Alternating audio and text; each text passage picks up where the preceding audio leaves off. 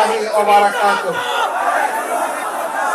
الحمد لله رب العالمين والصلاة والسلام على رسوله الكريم وعلى آله وصحبه وأهل بيته أجمعين أما بعد. বাংলাদেশ জামাতে ইসলামী গাজীপুর মহানগরী এবং জেলা শাখা কর্তৃক আয়োজিত সম্প্রতি বৈষম্য বিরোধী আন্দোলনের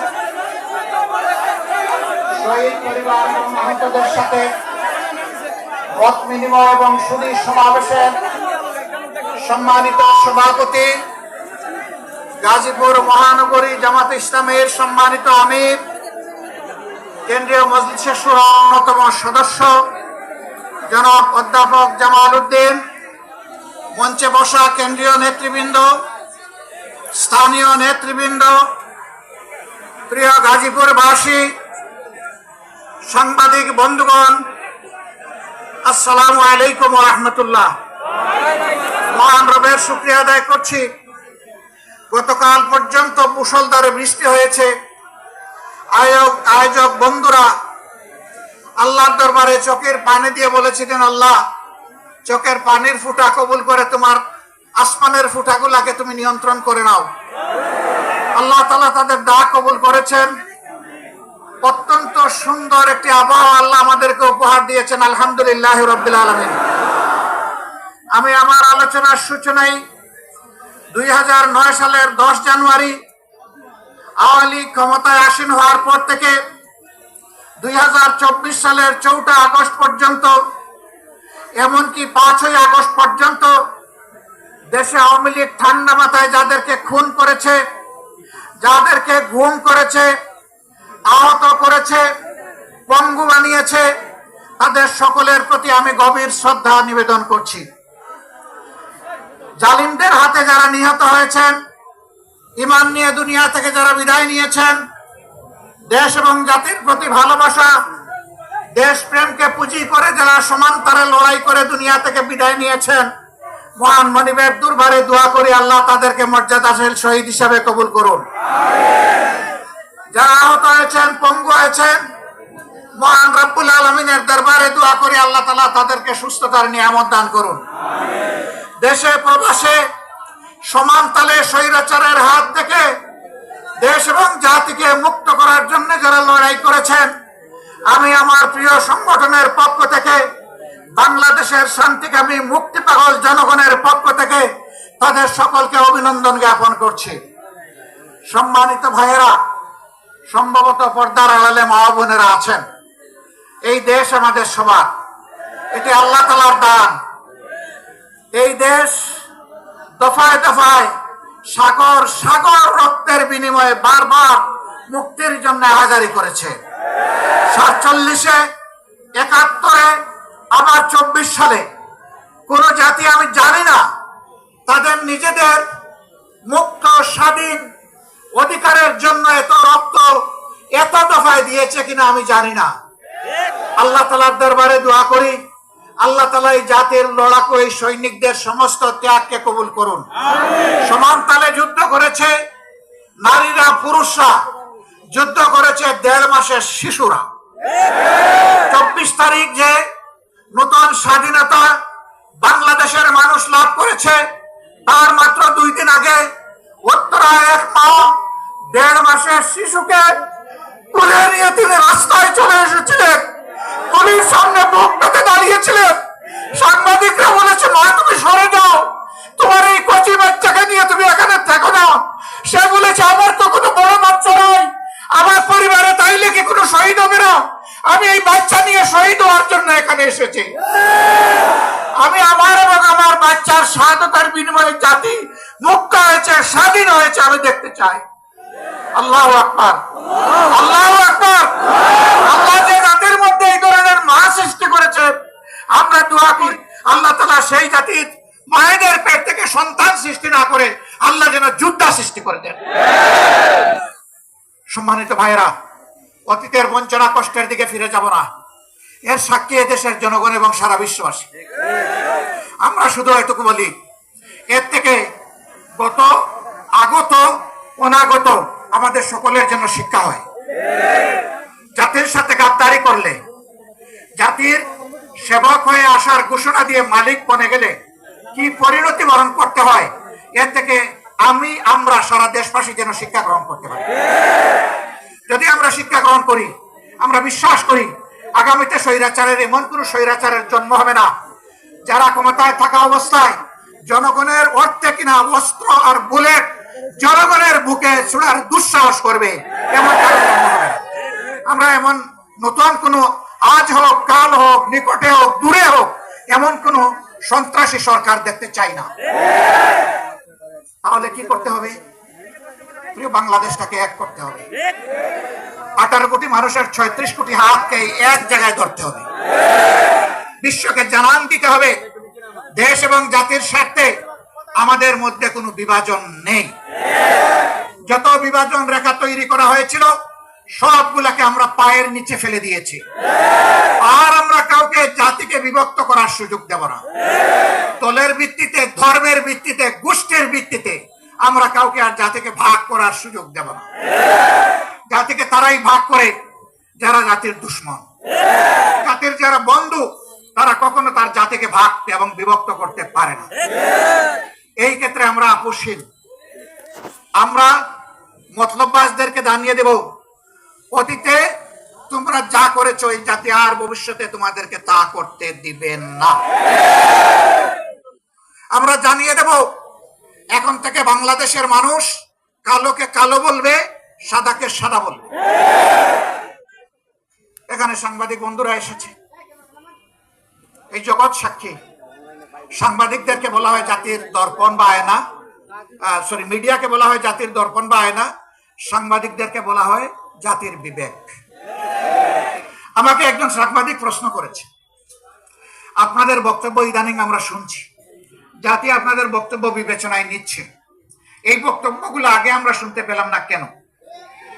আমি জবাব দিলাম যে স্বৈরাচাররা আমাদের বক্তব্য জাতির সামনে পেশ করার সুযোগ দেয়নি, তাই আপনারা শুনতে পারেন। আমি তাকে প্রশ্ন করলাম, আজকে আপনার আমাকে ইন্টারভিউ করছেন, গত 15.5 বছর কি একবারও আপনার ইচ্ছা হয়েছিল যে আমার ইন্টারভিউটা করার বা আমাদের দলের কারো ইন্টারভিউ? বলে জি না। আপনারা দেখেছেন বাংলা ভিশনের আমার সেই ইন্টারভিউ আপনারা দেখেছেন? তিনি বলছেন জি না। আমি বললাম কেন আসলেন না? বলে যে পরিবেশ ছিল না। বলে তাইলে আপনার প্রশ্নের জবাব আপনার কাছেই আছে, আমার কাছে চাইতে হবে না। আমরা কি চাই? আমরা চাই এমন একটি দেশ হবে যেই দেশে কোনো বৈষম্য থাকবে না। বলবেন যে বৈষম্য তো সব জায়গায় দেখি কম বেশি। বৈষম্য থাকবে না তার মানে সবার উচ্চতা গলা কেটে সমান করে দিতে হবে, তাই না? আল্লাহ যাকে যেটুকু নিয়ামত দিয়েছেন, ইজ্জত দিয়েছেন, তিনি তার ইজ্জত অনুযায়ী জাতির কাছে মর্যাদা পাবেন। একজন সাধারণ শ্রমিক, তাকে আমি অবহেলা করব না, কারণ আমার নবী বলেছেন তার গায়ের ঘামের ফুটা শুকাবার আগে তার পারিশ্রমিক, তার পাওনা তার হাতে তুলে দাও। বলবেন তাহলে কি প্রতিদিন বেতন দিতে হবে? হ্যাঁ, যদি শ্রমিকরা চায় প্রতিদিন দিতে হবে। আর যদি বলে যে না মাসের শেষে আমার বেতনটা ঠিক মতো আমাকে দিয়ে দিয়েন, তাহলে সেভাবেই দেবেন। এখানে কোনো ধরনের তালবাহানা চলবে না। তবে আমাদের দেশে মতলববাজরা মালিক এবং শ্রমিকের মাঝে সংঘর্ষ বাঁধাইয়া রাখে। যদি উদ্যোক্তা মালিকটি না থাকে, আমার শ্রমিকটি কোথায় কাজ করবে? শিল্প যদি না বাঁচে, আমার কর্মসংস্থান কোথায় হবে? যারা এই সমাজের দুশ্মন তারাই শিল্প ধ্বংস করতে চায়। তারা শ্রমিকদের আবেগকে উস্কে দিয়ে রাস্তায় নামায়, মরে শ্রমিকরা বেনিফিট নিয়ে ঘরে বসে তারা। আবার কিছু মালিক আছেন, তারা চান যে শ্রমিকের শুধু ঘাম নয়, পারলে রক্তটাই নিয়ে নেই। এটা অন্যায়, এটা অন্যায়। শিল্প তারা বাঁচাবে, আপনি তাদেরকে বাঁচতে দিন। আপনি তাদেরকে সম্মান করবেন, তারা সমস্ত শক্তি উজাড় করে আপনাকে সবকিছু বিলাই দেবে। শিল্পের উন্নতি হবে, তাদের উন্নতি হবে। আমরা ওই রকম বৈষম্যহীন একটা সমাজ চাই। আমরা এমন একটা সমাজ চাই যেই সমাজে জন্ম নেওয়া প্রতিটি শিশু জন্ম নেওয়ার পর থেকে 4টি অধিকার তাকে তার সরকার দিতে বাধ্য থাকবে। একটি হচ্ছে তার খাওয়ার অধিকার, অর্থাৎ তার খাদ্যের যোগান দিতে হবে। অপুষ্টির কারণে কোনো শিশু মারা যাবে না, বিকলাঙ্গ হবে না। দ্বিতীয়টি হচ্ছে তার আশ্রয়, তার মাথা গুজার একটা ঠাঁই থাকতে হবে। তার সাথে মর্যাদায় মিলে এরকম একটা জায়গা তাকে তৈরি করে দিতে হবে।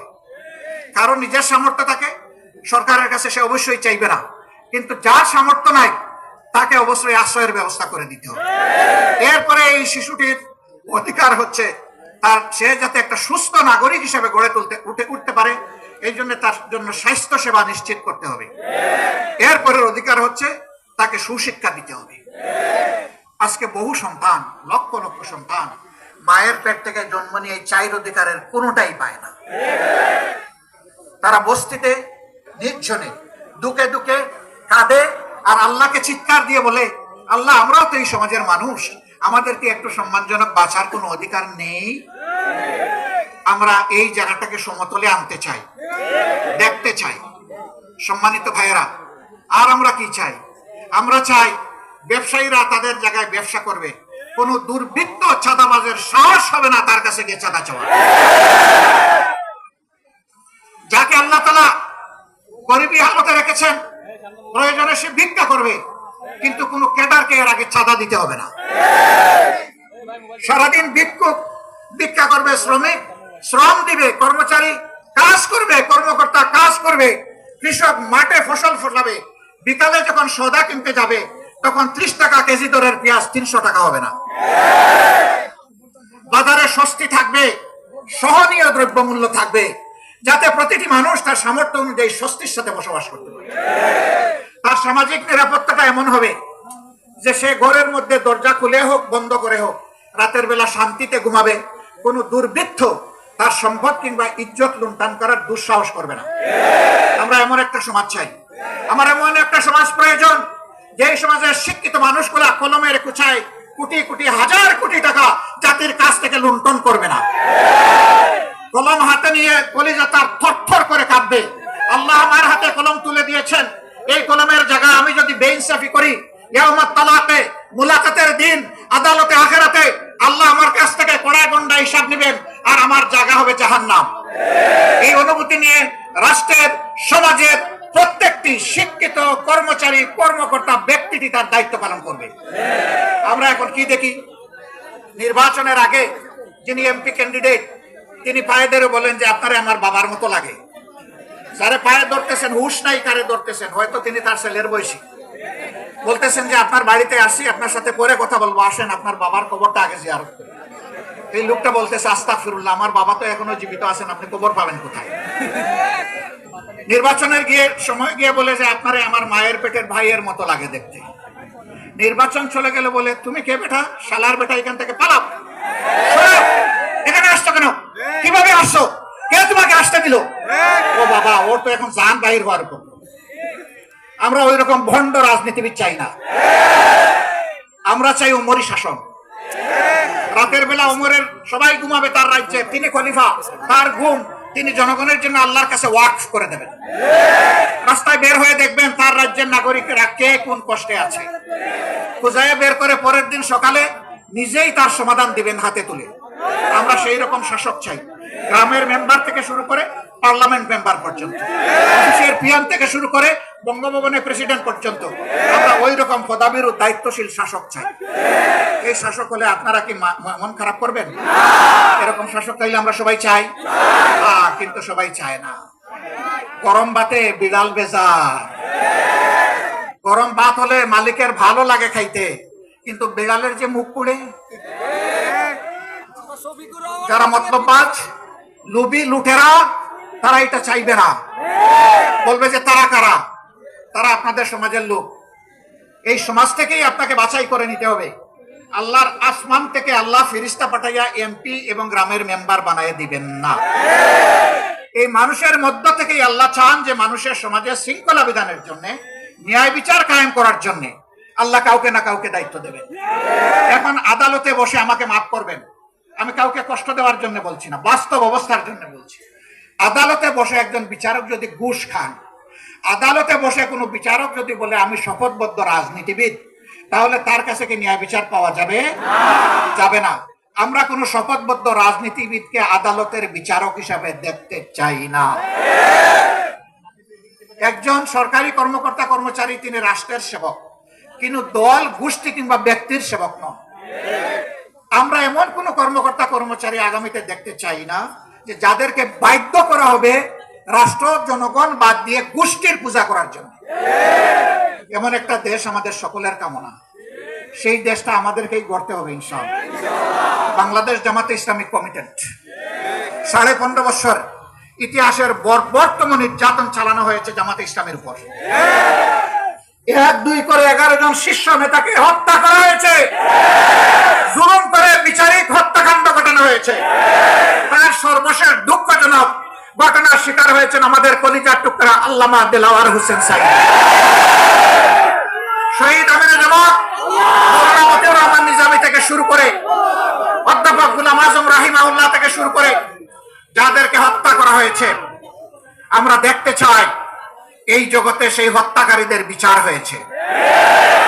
হত্যার পরিকল্পনাকারী, মাস্টার মাইন্ড, হত্যা বাস্তবায়নকারী, আদালতে বসে যারা দুষ্ট রায় দিয়েছে তারা, যারা মিথ্যা সাক্ষী দিয়েছে তারা, ইনভেস্টিগেশন করতে গিয়ে যারা নাটক বানিয়েছে তারা, এদের কেউ যেন সেই অপরাধ থেকে রেহাই না পায়। সম্মানিত বন্ধুগণ, শুধু কি আমাদের নেতৃবৃন্দকে আর কর্মীদেরকে হত্যা করা হয়েছে না, এরা গোটা জাতিকে হত্যা করতে চেয়েছিল। সেনাবাহিনীর 57 জন কমিটির চৌকস দেশপ্রেমিক অফিসারকে নির্মম ভাবে ক্ষমতায় আসার মাত্র 2 মাসের ভিতরে হত্যা করা হয়েছে। পিডিআর বাহিনীকে ধ্বংস করা হয়েছে, নিজেদের ক্ষমতায় যাওয়ার সিঁড়ি হিসেবে তাদেরকে বলির পাঠা বানানো হয়েছে। এসবগুলার বিচার চাই। নিরীহ মানুষগুলা যারা জেলে বন্দী আছে তাদের সবার মুক্তি চাই। এটি মাজহারুল ইসলাম, তিনি কি দুষ্কার ছিলেন, তার বিরুদ্ধে 1.5 মাইল দূর থেকে অমাবস্যার রাতে তারে নাকি দেখে চিনছে, এটাও সাক্ষী তার বিরুদ্ধে। এইরকম বাজে সাক্ষী, মিথ্যা সাক্ষীর মাধ্যমে, বাজে এবং মিথ্যা অভিযোগের মাধ্যমে যারা চলে গেছেন তাদেরকে ফেরত পাবো না। কিন্তু আমরা দেখতে চাই যে আজহারুল ইসলাম সাহেবের উপর এখন যেন ন্যায় বিচার করা হয়। সম্মানিত ভাই ও বন্ধুগণ, আমরা বলেছিলাম আমরা প্রতিশোধ নেব না, আইন হাতে তুলে নেব না। মহান রবের শুকরিয়া আদায় করি, 56,000 বর্গ মাইলের আমাদের 2.5 কোটি সহযোগী আল্লাহর মেহেরবানি চরম ধৈর্য ধারণ করেছে। কেউ বলতে পারবে না এত বড় পরিবর্তনের পরে তারা কারো গায়ে হাত দিয়েছে, কারো ইজ্জতে টান দিয়েছে, কারো কাছে চাঁদা চেয়েছে, রাজপথ অথবা ফুটপাত দখল করেছে, কোন ব্যবসায়ীকে হয়রান করেছে, হুমকি দিয়েছে। আল্লাহর মেহেরবানি কেউ বলতে পারবে না। যে আল্লাহ তৌফিক দিয়েছেন, আবার মাথা নত করে সেই আল্লাহ শুকরিয়া আদায় করি, আলহামদুলিল্লাহ। আমরা আমাদের ক্রোধকে পায়ের নিচে ফেলেছিলাম, আল্লাহর কাছে চেয়েছিলাম, আল্লাহ এটা যদি বিজয়ের প্রাথমিক আলামত হয়, এখানে গোলামদের বান্দীদের অহংকার করার কোনো জায়গা নেই। সমস্ত প্রশংসা কেবল তোমার। তুমি যে 3 দফা কর্মসূচি দিয়েছো, বিজয়ের সাথে ওইটাই আমরা পালন করব। ফাসাব্বিহ বিহামদি রাব্বিকা ওয়াস্তাগফির। আমরা তোমার প্রশংসা গাইব, আমরা তোমার পবিত্রতা বয়ান করব, করতেই থাকব। আর মানুষ হিসাবে আমাদের যত ত্রুটি বিচ্যুতি হয়েছে তার জন্য তোমার কাছে ইস্তেগফার করব, মাফ চাইব। আমরা আমাদের কর্মীদেরকে বলেছিলাম যে সেজদায় পড়ুন, চোখের পানি দিয়ে খুশির সাথে আল্লাহ শুকরিয়া আদায় করুন। আমরা বলেছিলাম কমপক্ষে 1টা রোজা রেখে আল্লাহ শুকরিয়া আদায় করুন। আমরা বলেছিলাম কমপক্ষে 2 রাকাত নফল নামাজ পড়ে বলেন, ও আল্লাহ সমস্ত মেহেরবানি তোমার, তোমার কাছে আমরা শুকরিয়া আদায় করছি, আর কারো কাছে নয়। আমরা বলেছিলাম নিজের তৌফিক অনুযায়ী অসহায় মানুষকে একটু সাদাকা দেন। আলহামদুলিল্লাহ, দেশে বিদেশে যত জায়গায় আমাদের সহকর্মী শুভাকাঙ্ক্ষীরা ছিলেন তারা সবাই এই কাজ করেছেন। আমি আল্লাহর শুকরিয়া আদায় করি, আমাদের ভাই বোনদেরও আমি শুকরিয়া আদায় করি। বলবেন তাহলে এত বড় পরিবর্তনে কারো কি কোনো ভূমিকা নেই? কেন থাকবে না? 2009 সালের 26 ফেব্রুয়ারি পিলকানায় মায়েদের কান্না আল্লাহ শুনেন নাই? এখন পর্যন্ত তারা কাছে আল্লাহ দেখেন না? সামিউল বাসির, আল্লাহ সব শুনেন এবং সব দেখেন, চোখের পানি দেখেন আর বুকের আহাজারি আল্লাহ শুনেন। তাদের থেকে শুরু করে আমরা দফায় দফায় আন্দোলন করেছি, স্বৈরাচারকে আমরা ওঠাতে পারি না, সত্য। কিন্তু আল্লাহ তাআলা 24-এ এনে তাদের দফা রফা করেছে। আর এই কাজটা সম্পন্ন হয়েছে আমাদের যুব সমাজ তরুণদের হাতে। আমরা এই বাবাদেরকে সেলিউট জানাই। আমরা দোয়া করি আল্লাহ তাআলা তাদেরকে যেন আগামীতে এই জাতির এবং দ্বীনের খেদমতের জন্য কবুল করেন। তাহলে জীবনও তাদের সার্থক, আখিরাতও তাদের সার্থক হবে ইনশাআল্লাহ। প্রিয় ভাইরা, কত দুঃখের কাহিনী আমাদেরকে সঙ্গ দিচ্ছে। আলেম ওলামা যারা মিম্বরে দাঁড়িয়ে আমাদেরকে খুতবা দেন, মেহরাবে দাঁড়িয়ে যারা ইমামতি করেন, আমরা যাদের কথা প্রাণ ভরে শুনি, আমরা চোখের পানি ফেলি, নিজেকে খুঁজে পাওয়ার চেষ্টা করি। 2013 সালের 5ই মে শাপলা চত্বরে তাদের সাথে কি আচরণটা করা হয়েছে। এই আলিম উলামাকে রাতের অন্ধকারে চতুর্দিকে আলো নিবিয়ে তারা ব্রাশ ফায়ার করে কতজনকে যে হত্যা করেছে আল্লাহ ভালো জানে। তাদের লাশটাও পরে পাওয়া গেল না। পাওয়া যাবে কেমনে? দুষ্ট সরকারের ভ্রষ্ট এক মন্ত্রী, সে এই 24-এর পতনের মাত্র 4 দিন আগে বলল, বাড়াবাড়ি করবেন না, 13 সালের 5 মে শাপলা চত্বর ভুলে যাবেন না। রাত্রে 12টার পরে আমরা সবগুলাকে সাফ করে দিয়েছিলাম। একজন বলেছিল না এই কথা, বাবাজি এখন তুমি কোথায়?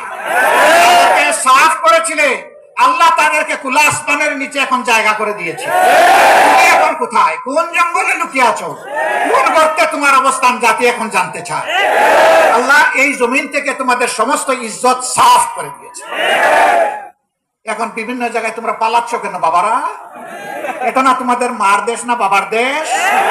আমরা না তোমাদের দাস এবং প্রজা? তোমরা না দেশের মালিক ছিলা? তো মালিকগুলা কোথায় গেলা? আসো সাহস করে।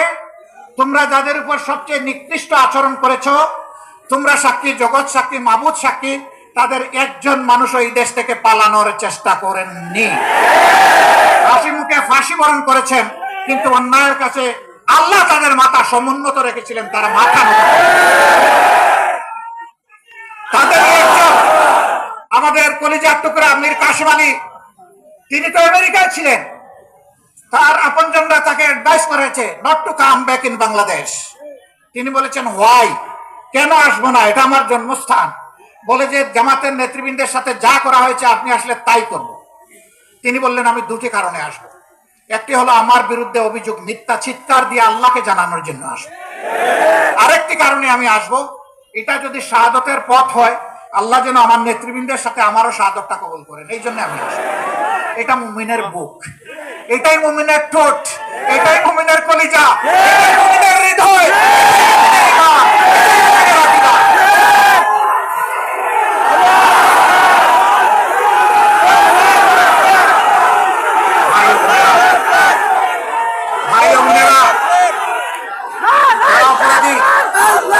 সেই অপরাধী আমি হলে আমি আমার বিচার চাই, আমি ন্যায় বিচার চাই। আমি যদি ফাঁসির উপযুক্ত কোনো কাজ করি আমাকে ফাঁসি দেওয়া হোক। আদালতের ন্যায় ভ্রষ্ট কোনো বিচার চাই না, কোনো দুর্বৃত্তকে আদালতের চেয়ারে আর দেখতে চাই না। যারা বিবেকের এই আমানত রক্ষা করতে পারবে তাদেরকেই আমরা আদালতের বিচারের আসনে, সম্মানিত আসনে দেখতে চাই। যারা কারো মুখের দিকে তাকাইয়া কোনো বিচার করবে না, বরঞ্চ নীতি এবং নৈতিকতার উপর, সাক্ষী এবং ফ্যাক্টের উপর, বাস্তবতার উপর যারা বিচার করবে, সেই বিচারের রায় যদি ভুল হয় তাও আল্লাহর কাছে তারা পুরস্কৃত হবে, কারণ বিচারের পদ্ধতি ছিল সঠিক। এমনকি আল্লাহ রসুল বলেছেন, আমার বিচারে কেউ নির্দোষ হয়ে যাওয়ার মানে এই নয় যে আল্লাহর বিচারেও সে নির্দোষ। আমি যা সাক্ষী প্রমাণ পাই তার ভিত্তিতে আমি রায় দেই। যদি কেউ ভুল সাক্ষীর মাধ্যমে আমার কাছ থেকে ভুল রায় আদায় করে, এর জন্য সে দেয়, এবং হাসরের দিন তার ডাবল শাস্তি হবে। একটা তার পাপের শাস্তি, আর একটা বিচারাঙ্গনকে প্রতারিত করার শাস্তি। সম্মানিত ভাইরা, আমরা ন্যায় বিচার চাই। এই জন্য যারাই যেখান থেকে এই জাতির উপর জুলুম করেছেন তাদের সকলের বিচার এই জাতি দেখতে চায়। যারা শহীদ হয়েছে, আমাকে সাংবাদিকরা প্রশ্ন করে আপনাদের দলের কয়জন শহীদ হয়েছে? আমি ওই যত শহীদ হয়েছে সব আমাদের দল। এইটা কিভাবে বলেন? অন্য দলও তো দাবি করে। বলে আমাদের দল কোনটা জানেন?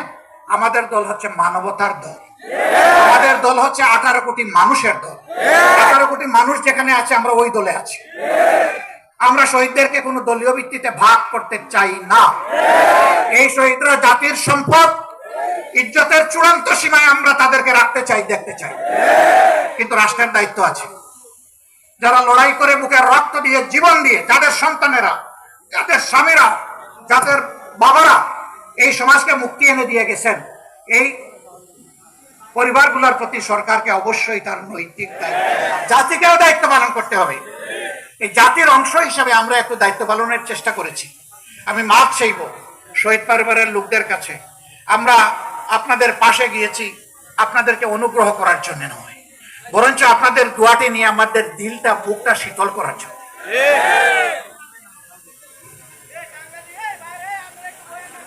আপনারা আমাদের অহংকারের পাত্র, আমাদের মর্যাদার পাত্র, আমাদের সম্মানের পাত্র। আমরা সরকারের কাছে দাবি জানাবো তাদের সঠিক স্বীকৃতিতে যেন দেওয়া হয়। পাঠ্যপুস্তক কারিকুলামে আগামী দিনের নাগরিকরা যেন জানে যে তাদের আবু সাইদরা ছিল, গাজীপুরের শহীদরা ছিল, সারা বাংলার শহীদরা ছিল, মুক্তরা ছিল, রিয়ারা ছিল, দুধের সন্তানও ছিল, এটা যেন তারা জানে। এই জন্য যারাই লড়াই করেছে দেশে বিদেশে সব জায়গায় সবাইকে অভিনন্দন জানাই। রিমিটেন্স যোদ্ধারা তারা যুদ্ধ করেছে আমাদের সাথে সমান তালে, বিডিআর যোদ্ধারা বিদেশ এবং দেশ দুই জায়গা থেকে যুদ্ধ করেছে সমান তালে। আল্লাহ তাআলা তাদের সবাইকে দুনিয়া আখিরাতের মর্যাদা দান করুন। তাদেরকে দেশে মর্যাদার সাথে ফিরিয়ে আনাই সরকারের দায়িত্ব। সম্মানিত ভাইরা, আমরা দাবি করি প্রত্যেকটা শহীদ পরিবার থেকে কমপক্ষে একজনকে যেন এই সরকার সম্মানজনক চাকরি তাদের হাতে তুলে দেয়। লড়াই করে যারা আহত হয়েছে, পঙ্গু হয়েছে, তাদেরকেও যেন সম্মানজনক চাকরি দেওয়া হয়। তারা যেন আজীবন কারো করুণার পাত্র হয়ে না থাকে, তার যোগ্যতার বলেই যেন সে পরিবারকে আল্লাহর সাহায্য নিয়ে সামলাতে পারে। আমরা এই দুই জায়গার দাবি অত্যন্ত স্পষ্ট রাখলাম। সরকার আশা করব আমাদের এই দাবির প্রতি তারা সম্মান প্রদর্শন করবেন। সম্মানিত ভাইরা, কিন্তু আমি পরিষ্কার বলতে চাই, এরা পরিবারে চাকরি পাওয়ার জন্য অথবা কারো একটু সহযোগিতার জন্য এরা কেউ লড়াই করে নাই। এরা নিঃশর্ত লড়াই করেছে জাতিকে সম্মানিত করার জন্য। জাতির দায়িত্ব এখন এই পরিবার এবং ব্যক্তিদেরকে সম্মানিত করা, এটা করতে হবে, এর কোনো বিকল্প নেই। আমরা দল এবং ধর্মের ভিত্তিতে কোনো বিভাজন মানি না।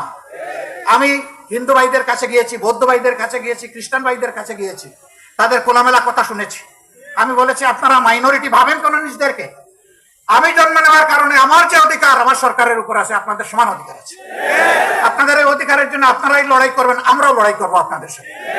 আমরা এখানে ধর্মের ভিত্তিতে কোনো বিভাজন মানবো না, কোনো মেজরিটি মাইনরিটি নাই। একজন নাগরিক বাংলাদেশে জন্ম নিয়েছে, তার পরিচয় সে বাংলাদেশের নাগরিক, সে বাংলাদেশ, এটাই তার পরিচয়। অন্য কোনো পরিচয় আমরা দেখতে চাই না। হ্যাঁ, একজনের ধর্মকে অনুসরণ করবে, এটা তার ইচ্ছার ব্যাপার।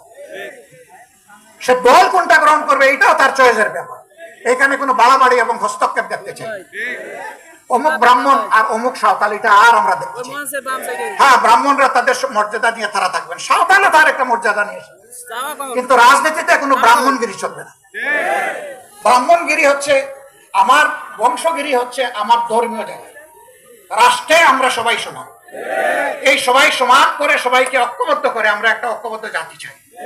এবং এইরকম একটা ঐক্যবদ্ধ জাতির উপরে আর কেউ কোন ধরনের বদ ইচ্ছা হাসিল করার দুঃসাহস আর দেখাবে না ইনশাআল্লাহ। এখন কথা হলো যারা পালিয়ে গেলেন, গড়তে গেলেন, লুকিয়ে গেলেন, কলা পাতায় ঘুমাইলেন, তাদের কি হবে? হ্যাঁ, তাদের প্রতিও বিচারে কোনো জুলুম করা হোক, ওটাও আমরা চাই না। কিন্তু যার ফাঁসি পাওনা তার ফাঁসি হোক, যার জীবন পাওনা ওটাই যেন সে পায়, যার যতটুকু পাওনা সেটাই যেন সে পায়। অভিযোগ যুগে যদি ন্যায় বিচারে খালাস পায় আমার কোনো আপত্তি নেই, কিন্তু ন্যায় বিচারটা যেন তাদের ক্ষেত্রে নিশ্চিত হয়। কারণ তারাই তো বড় গলায় বলেছেন যে আইন সবার জন্য সমান। আসেন এখন একটু সমান আইনটা কেমন দেখে যান। তারা বলেছেন স্বাধীন বিচার বিভাগ,